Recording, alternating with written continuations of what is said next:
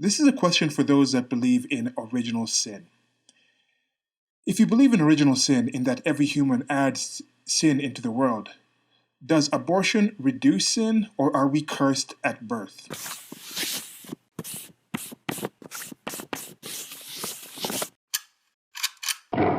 Personally, I think the concept of original sin needs to be relegated to the trash heap of history. But just to establish what I mean here so we can get an understanding, this is probably going to be more towards the Christians. I don't think this concept is necessarily based on Christianity. It's not exclusive to Christianity. It wasn't invented by Christians, but it definitely has been popularized. And I think when people think of the concept, they think of the various sects and denominations of the Christian religion. And to that end, let me go to Britannica and actually read a description so we can have a general understanding of what I'm talking about. So this is in the Philosophy and Religion section under Spirituality and Original Sin Theology. Original sin. In Christian doctrine, the condition or state of sin into which each human is born. Also the origin, i.e., the cause or source of this state. Traditionally, the origin has been ascribed to the sin of the first man, Adam, who disobeyed God in eating the forbidden fruit of the fruit of knowledge or of good or evil, and in consequence transmitted his sin and guilt by heredity to his descendants. The doctrine has its basis in the Bible. Although the human condition, suffering, death, and a universal tendency towards sin is accounted for in the story of the fall of Adam in the early chapters of the book of Genesis, the Hebrew scriptures say nothing about the transmission of hereditary sin into the entire human race. In the Gospels also, there are no more than allusions to the notion of the fall of man and universal sin. The main scriptural affirmation of the doctrine is found in the writings of St. Paul, and particularly in Romans chapter 5, verses 12 to 19, a difficult passage in which Paul establishes a parallelism between Adam and Christ, stating that whereas sin and death entered the world through Adam, grace and eternal life have come in greater abundance through Christ. The doctrine is the prerequisite for the Christian understanding of the meaning of Jesus' crucifixion and atonement. Despite its importance for understanding Jesus' sacrifice, the doctrine of original sin has been minimized since the European Enlightenment. So that's it for what they have there. And already there's some things in here. There are many Christians who will consider it central, and then they might consider it central because it is part of the reasoning that was given that Jesus had to die on this crucifix that you wear around your neck, which is a torture symbol as some kind of macabre virtue signaling. But they do that. And that's part of it. Yet, if you ask them where does this actually come from, will they actually say it's in there? Then some of them say, "Oh, that's Old Testament stuff. We don't actually listen to the Old Testament." But then the actual book of Genesis that begins all of these things is in the Old Testament. The Ten Commandments are in the Old Testament. So are you going to throw those out too? I don't know. There's a bunch of compartmentalization and hypocrisy, and this is what it takes to in general be religious. Especially with some of these theologies. I mean, it's 2,000 years old. There's going to be huge plot holes. If this was just a film, that's different. There's plot holes in a film, and it's a product, it's a story. But then when you're talking about this supposedly reality, the way we all came to be, there's some serious questions here. Now, there's some things that are also problematic. Talking about Adam disobeyed God in eating the forbidden fruit. No mention of Eve here. Is this sexist? Is this misogynist? Are we reducing the actual agency and power of women, or do we look at this thing and say it wasn't just Adam, it was women who made man sway away from God? And some people have used that argumentation and say, oh, women are the ones who turn men astray. But then I also think it's an indication of just the way the actual gender dynamics in this sexually dimorphic species are. People want to reproduce and things like that. Back then, okay, that argument wasn't there because they weren't able to reproduce. But in general, in our day-to-days, women have this power. They have this kind of soft power where they're a lot more desirable. At least women who are in the desirable age ranges have a lot of power and influence over greater society. They want to be catered to. So that's a thing. That's normal. That's just a little aside there. But then when you go into these things, it's not actually even in there.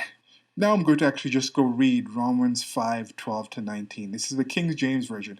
I was raised on the King James Version. I know people go with the New International and it's supposedly better written for more like modern English, but I'm just going to go with the King James because I think the King James one is I could be right, could be wrong. I shall double check, and if it's not the case, I'll probably use it less later on. But I think it's the one that did popularize Christianity and spread it around the world with the missionaries and things like that. Again, I could be wrong about that one. Okay, so here we go. Verse 12. Wherefore, as by one man sin entered into the world, and death by sin, and so death passed upon all men, for that all have sinned. For until the law, sin was in the world, but sin is not imputed when there is no law. Nevertheless, death reigned from Adam to Moses, even over them that had not sinned after the similitude of Adam's transgression, who is the figure of him that was to come. But not as the offense, so also is the free gift. For if through the offense of one many be dead, much more the grace of God, and the gift by grace, which is by one man, Jesus Christ, hath abounded unto many. And not as it was by one that sinned, so is the gift. For the judgment was by one to condemnation, but the free gift is of many offenses unto justification. For if by one man's offense death reigned by one, much more they which received abundance of grace and the gift of righteousness shall reign into life by one Jesus Christ. Therefore, as by the offense of one judgment came upon all men to condemnation, even so the righteousness of one the free gift came upon all men unto justification. For as by one man's disobedience many were made sinners, so by the obedience of one shall many be made righteous. So yeah, how about that grammar there? There is some labyrinthine stuff here. It is repeated over and over again. It's talking about Jesus as man or Jesus as God. Is he actually respecting himself? If he's actually God made flesh, is he really can you really like disobey yourself? I don't know. But then if you're a triune being, then you can have a Holy Ghost, you can have a Son, you can have the Father that act in different ways.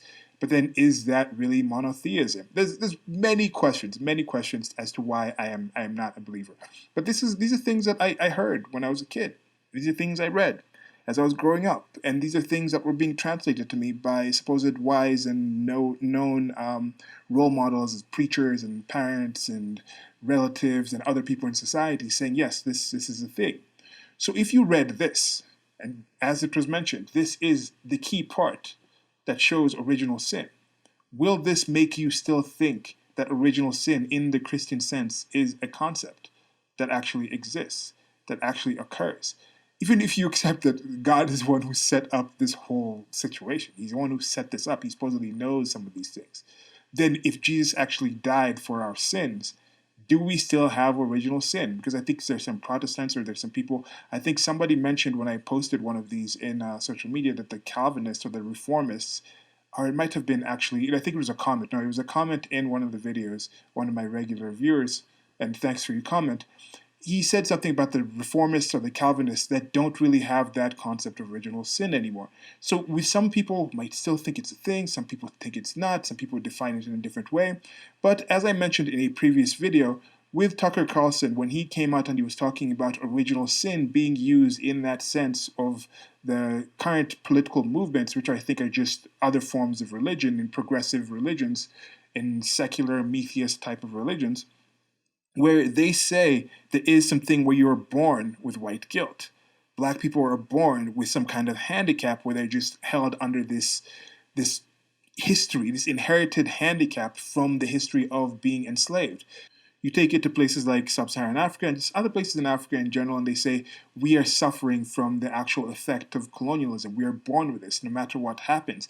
And this is a tribal thing. This is the whole the sins of the father are passed on to the son. That is not a new concept. That is something that has been done in general. Now, another compartmentalization with this thing, and I've talked about this, how white guilt and some of these things do come from this concept of original sin. If you can be born with original sin, then you can be born with the original sin that your parents kept slaves or your ancestors kept slaves, if you can actually track it down and actually find that. But there are more things that go into this.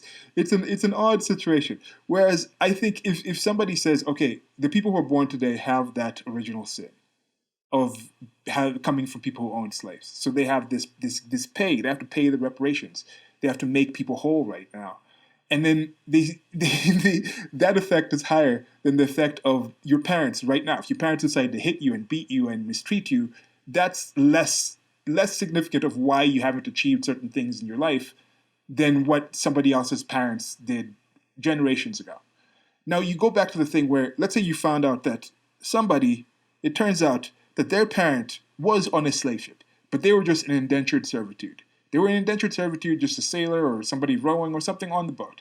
And then you find out that you actually are a descendant of slaves, but it turns out that your ancestors back in Africa, they had some kind of disagreement or something, and there was some kind of tribal battle, and then the tribe that won enslaved your ancestor, and they were still relatives. They were still relatives. It was like, let's say this was an in-law, or this was like an uncle or something, and then the son had gone to, the nephew or something had gone to another side and was fighting for another tribe, and then he got enslaved. Then the uncle goes and sells that ancestor to the actual captain of the ship that is not related to this other white person you're saying has white guilt and needs to pay you reparations. They're not being paid for it. They're not actually, they're just indentured servitude, trying to just pay off their actual trip to the United States of America. Yet, you're the one who has the direct blood relation to the person that was involved in selling your ancestor to the actual slave trader. Yet somehow there's an argumentation that that person whose parent was just an indentured servant on that ship, who didn't even know it was a slave ship. We were just like, yeah, you have to work off your actual bills on this, and then you sort of work on this slave ship. Then, oh, it turns out it's a slave ship. We're doing it. That situation, you'd say that person still has the more inherited guilt because he comes from the race that has. So there's these complications that come with this. And then just back to the original question as I finish this off. Thanks for listening. Thanks for bearing with me as I go through this and try to flesh it out. With this original sin thing, with the abortion thing, it's something as I mentioned, I think it should be consigned to the trash heap of history. I haven't had kids of my own, but I've seen friends have their children who I consider to be as close to relatives as possible, to be family in that sense. And I have my relatives, my sister has two kids, and I just see them, and they're just these amazing new life forms with all this potential. I don't put on them. Like, it's hard for me to think of putting on them and looking at them through that lens of they are sinful. Now, how would you define sin? Because I don't really even the biblical sin, as I said, I don't believe in God, so I don't even think that whole concept of being able to be sinful in that sense where I am being held to the subjective standards of another being outside of myself that I don't even value. Because even the God that's described in the Bible is not a being I would want to actually value their actual opinion. Just how some people look at my content and be like, oh, you need to stop doing that. Oh, you need to take that down. Or I can't believe you're saying this. Or, oh, you need to behave in this way. I'm like, look, I don't really respect you. I don't really value your opinion. I don't really value your estimation of me. So what you think I should do, it doesn't really matter to me. So if that God is actually described, I think that God is kind of a horrible being. I would not want to be in the good books. It might actually be positive to look at that person and be like, oh, if you think flooding the entire world is a positive thing because a few people have done this and this, a percentage where you can just reset without killing every single human being and even every single fetus, every single pregnant woman, then I'd rather you don't think what I'm doing is right. I think I might be actually in a better position if what you think I'm doing is wrong. So it's a kind of that kind of situation. So even if you accept that, so you accept that whole situation with sin, where does that come in? Where do you see it coming in? Fetuses? Like at conception, sin enters there? Or is it just like there's some tough things there? I also don't consider the inverse. I don't consider them to be some kind of divinely blessed beings. They are just these new life forms of humans, which I think are the most amazing life forms I am aware of that have so much potential to do so much in this universe. And I look at this new life form and like, wow, you can do so much. You're welcome to current timeline, or current year, current location, and just have all these things in you. And I just so yeah, just let me know what you think about this. If you believe in original sin, if you think of it in the Christian sense, the things that I actually mentioned there, do you actually think it's a thing that exists? Where do you think it actually comes in? Let me know your definition of sin as well. That's been it for this one. Thank you for taking your time. This is going to be in the questions playlist. There's other questions I ask specific people. So if you want to check that out, as I said, this I think this is more pertinent if you actually are a believer. But even if you aren't a believer like me, let me know what you think about the concept and how some people manage to actually hold these thoughts. Is it compartmentalization? Is it cognitive dissonance? What's going on with that? Like, share, subscribe, hit the notification, links to merchandise store. Till next time, goodbye.